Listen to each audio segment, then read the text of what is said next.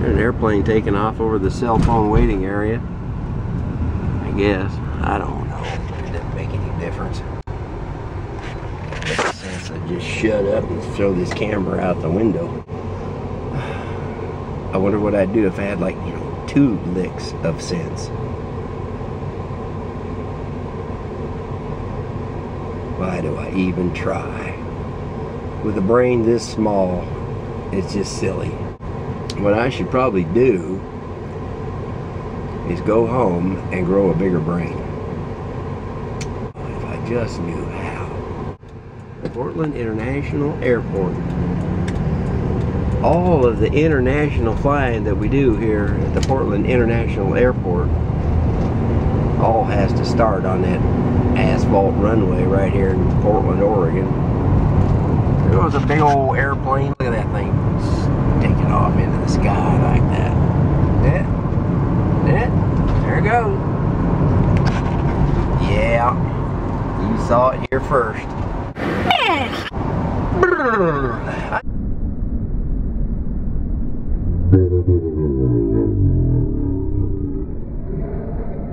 My appeal as a vlogger is probably to primarily someone who's like 6 years old and not, and maybe a little sub-average in maturity, you know, below par. I don't want to badmouth any healthy 6-year-olds or anything, but you know what I'm saying.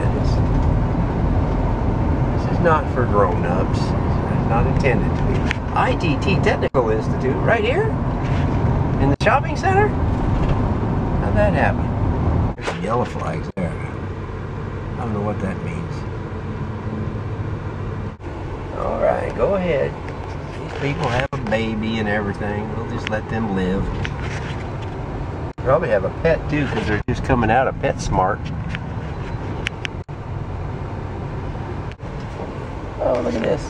I got a drive-through parking place. I like that. I'll take it. That way I don't have to back up when I'm done shopping. Here goes another airplane.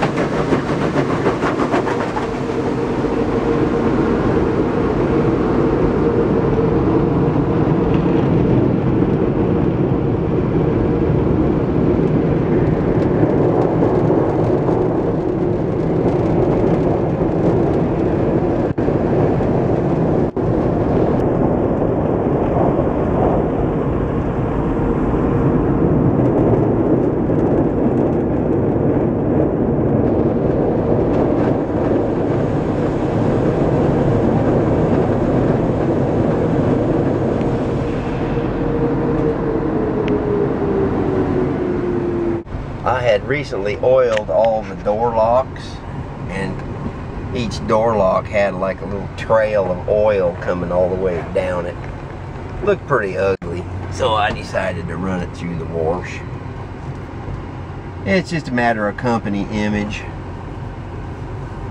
This way people will think highly of us and they'll call us up and order what we sell. It's just smart business to, you know, oil your truck locks and the spring so you can wash your van and it'll be okay. I don't know, that's what I do sometimes. Looking pretty cool out here. It's good to be alive and a child of God's. I'm enjoying myself. It's windy though. Look at those trees blowing over there. Windy. Just a rocking in the wind. Makes you wonder what those clouds are doing up there in the wind, doesn't it? They must really be gyrating around. Blah, blah, blah, blah, blah, blah. Blah, blah, blah, blah, blah, blah. This is the bumpiest road in town right here. I think I'm just going to slow down a little bit. It's so bumpy. It's supposed to go 30 here so people won't get mad at you, but I'm just going to go 25. It's so bumpy. I'm telling you, it's bumpy. They do house blessings at that church. If you're new to the Park Rose area, let them know. They'll come over and bless your house. Bless my little pea-picking house. And there's some guy behind me just looking at me as if I were vlogging while I drive or something. What his problem is. Maybe he'll get over it. Let's see, this is Thursday. That means my sister should be home from her trip up to deal with her husband's family. I think they had to make a special trip up north or back east or somewhere to put all the old people in a home or something. I didn't catch all the details, but yeah, it's kind of what you'd expect on that side of the family. I'll have to ask my brother-in-law about that sometime. Maybe I'll send him this video and let him answer me however he wants to. That was brave. A fine line between bravery and plain old death wish. You know what I mean? Kingdom. Look right down there. See that? You can see the freeway. One time I got on this ramp and the freeway was just jammed full of cars that weren't moving. There was nothing I could do. Except I figured out something to do. I backed up.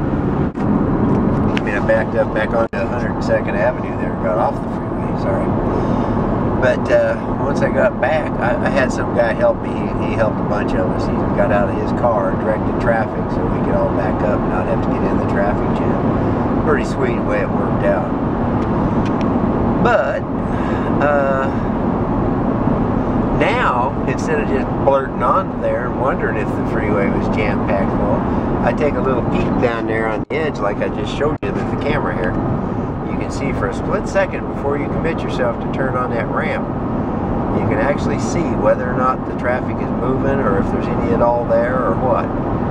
So I've gotten in the habit of doing that now. It's a little tricky. You have to slow down a little bit there. There's the river. Oh, no wait, that's a bunch of trees. That's a bunch of traffic. Traffic, trees, and a river. Story of my life. My life is a gift. I got no business complaining about nothing about my life. Do you enjoy life? There's the river. See? It was in there. I enjoy it. It's fun. You know, compared to, say, never having been born or something like that. That's the river. There's the Hawthorne Bridge. Big old green thing. There's the river. I can see dragon boats paddling down there by the under construction transit bridge or pedestrian light rail, whatever it is, bridge. And I go across this bridge a couple times a day, once in each direction, sometimes even more than that. Sometimes even more than that. Beautiful view of the river right there.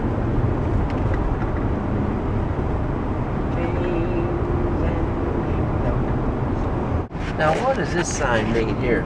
If you're jumping off the bridge, the left lane is going to merge into the right lane. There's no lane there, it's just water. A couple hundred feet straight down to it, I'd say. Oh well. There's your bridge. Up above us, there's a whole 3 or 4 more lanes of traffic going the other direction. Some engineer thought that up. See all that? Those engineers there, they're something else. They put stuff out, we just have to live with it. It's amazing. They do the same thing on printers. I told you about one the other day. I had a printer that you just have to take all the way apart in order to swap out one goofy little plastic piece of cover on the front of it. Some engineer designed that. He obviously was not a printer technician, or if he was real sadistic. There's mile marker 300 right there.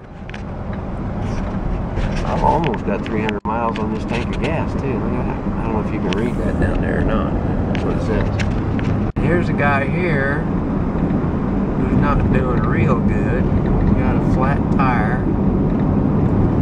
And now he's on YouTube, for heaven's sake. Oh my goodness. It just gets worse once it starts going downhill. Kings and kingdoms will all pass away. There's just something about that truck. Now here's what you call your bottleneck here. I think the important thing when you get to a bottleneck like this is to tailgate as much as you can, so that nobody has any room to merge and we all just sit here and don't go anywhere. If somebody changes lanes, it means the whole lane, everybody behind them has to slam on the brakes because you're all tailgating. It's just human nature. It's what we do, you know.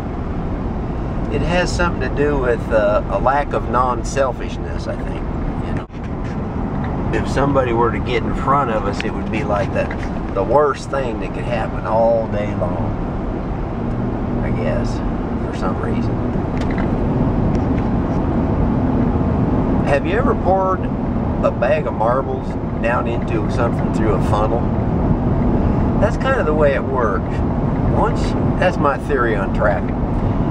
If you pour the whole bag in like we did back here at once, we just all jam up and none of us go through. But if you kind of spread them out and just drop them in a few at a time, they'll swirl around and plunk down and do just fine. Unless, of course, you get one that's too big for the funnel. Now, that can happen on a freeway, too, but that's a whole other book to write there. So, I've never heard that brought up in freeway design by engineers or anything, you know, or Congress when they're funding things. They don't put money aside for funnels on freeways. They just turn us loose, paint white lines in the road, turn us loose to go out here and see what kind of mess we can make. Every once in a while we'll go banging into each other because we weren't quite as smart as we thought we were. You know, then we'll end up taking up a whole lane while we sit over at the side of the road exchanging insurance information, making everybody else on the planet just full of joy at our plight. Anyway, it's just a mess, you know. Everybody's going home from work, they're tired of work, they're mad at the boss, and all we all want to do is just have everybody get out of our way so we can go home and be mad at somebody else there, I guess. Uh-oh, we got a little problem here.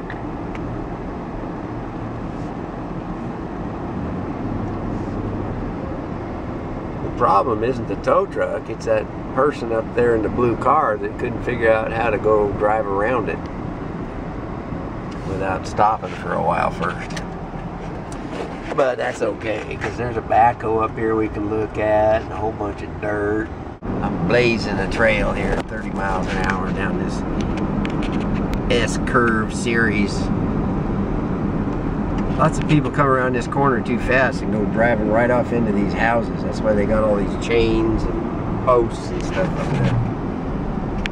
I've seen cars laying there that just crashed into that. My nephew used to live over the hill down there, and he heard a crash one afternoon and came trotting up here and he saw that wreck. But he went ahead and grew up and got his driver's license anyway. I don't know what he was thinking.